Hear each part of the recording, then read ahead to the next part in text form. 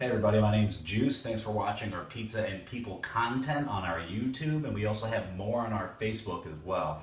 We're always looking for some advice on how to improve our channel, so please subscribe, like, and add, and share the wealth with everybody.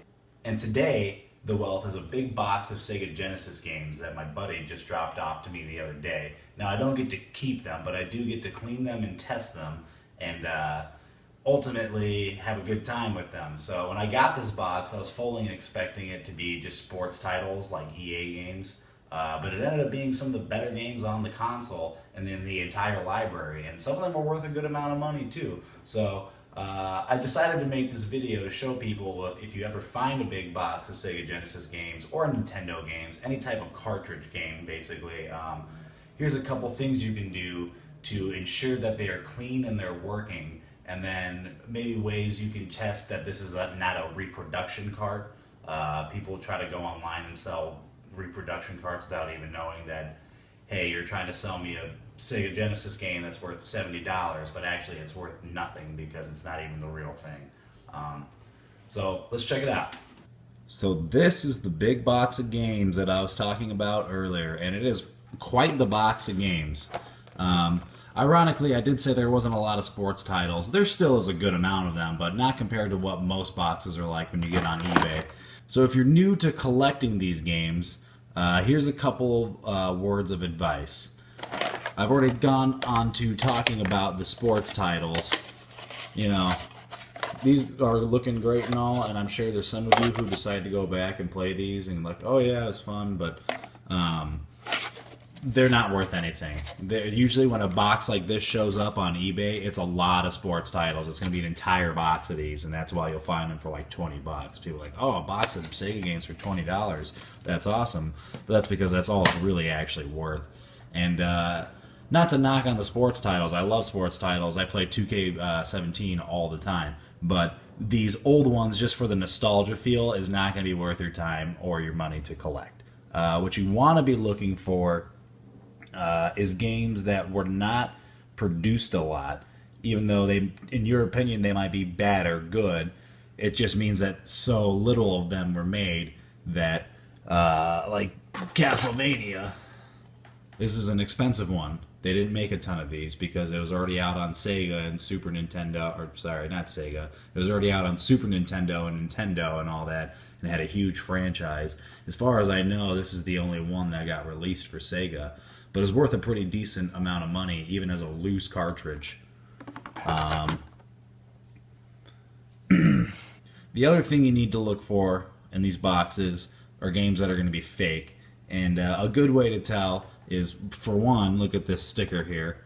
This, you know, some of these carts are old. Like, this is clearly a new cart. Okay, I'll pull it out. Doesn't even say Sega or anything on the back. It's a total reproduction cart. I played it. It works good. I love Battletoads, so I got no problem with it. But this game, if it was real, and the way you can tell it's real, let's grab, say, Castlevania again, just because I know this is a real cart. You don't see the Genesis sticker. You flip the sides on the back. Okay, that's the reproduction cart. That's the real cart. Now I'm even noticing that this one says it was made in Mexico. I don't know if that's going to make a difference in sales, but it's the only one in here I've seen that was made in Mexico.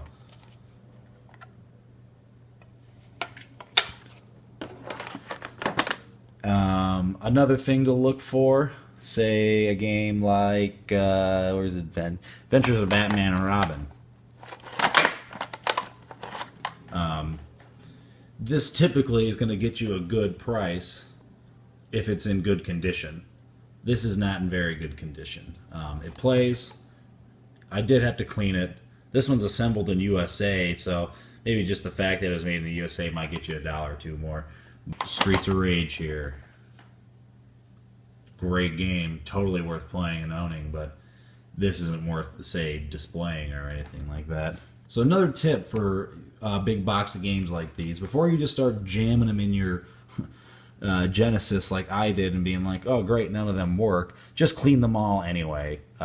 Clearly, based off some of these labels and stuff, it looks like this has taken water damage. At least that's what I'm assuming. I can't imagine anybody would fuck up their stickers on their Sega carts so bad, unless they're just really that old.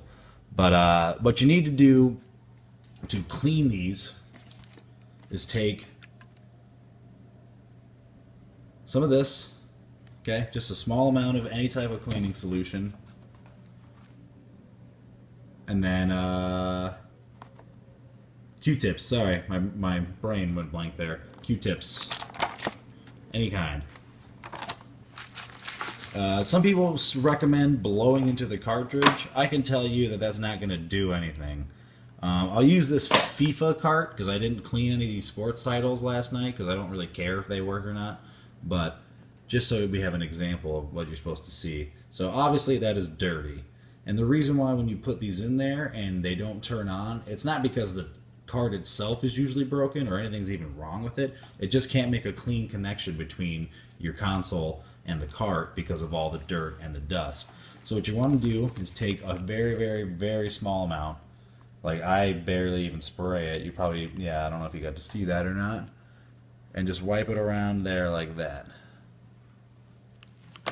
You don't want it to be like soaking wet or anything because you could damage the cart. And then you just take a Q-tip, you go inside, clean the edges, clean the top off, and you should get a pretty decent amount of the dirt out of the cart. Yeah, see? And there you have it, everybody. If you ever find a big box of Sega carts, that's all you got to do to make sure they work, and then have a good time, be safe, eat some pizza, get some exercise, take a shower, pay your bills, do that kind of shit, and come back and check out Pizza and People later on down the road.